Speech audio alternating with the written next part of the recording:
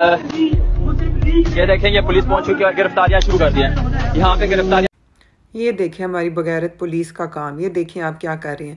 بغیرت عاصم منیر کے کام پہ، اس کے حکم پہ کیسے چل رہے ہیں. 30,000 یا 40,000 کی نوکری کے لیے کیسے اپنے ہی لوگوں کو مارے بغیرت کمینے. ان لوگوں نے کشمیر کو آزاد کروانا تھا.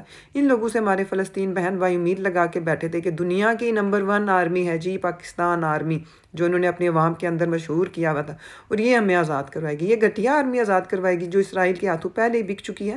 ایک جرنلسٹ پہلے بتا رہے تھے کچھ ویکس پہلے، کچھ مہینے پہلے، کہ پاکستان پر اسرائیل اور انڈیا کا قبضہ ہو چکا ہے، صرف ڈکلیئر کرنا باقی ہے.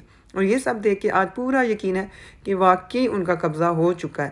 یہ کچھ نوجوان بیچارے فلسطین کے لیے اظہار یکجہتی کے لیے نکلے تھے، اور ان کو ماریں اور ان کو گرفتار کریں. کیوں ان کو گرفتار کریں؟ کیا انڈیا سے یہ احتجاج کر رہے تھے؟ اسلامی جمہوریہ پاکستان میں احتجاج کر رہے تھے. بغیرت آرمی، بغیرت پولیس 30,000 کی نوکریوں کے لیے یہ حال کر رہے ہو. تم لوگوں نے فلسطین کو بچانا ہے.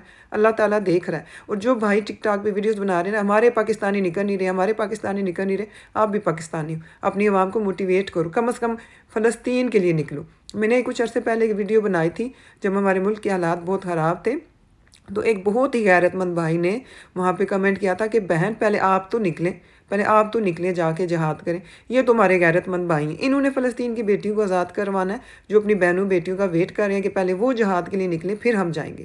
ان سے تو کئی درجے بہتر ہیں فلسطین والے جو اپنے آزادی کے لیے لڑ رہے ہیں. یہ اپنے گھروں میں بیٹھے چھپ کے دیکھ رہے ہیں.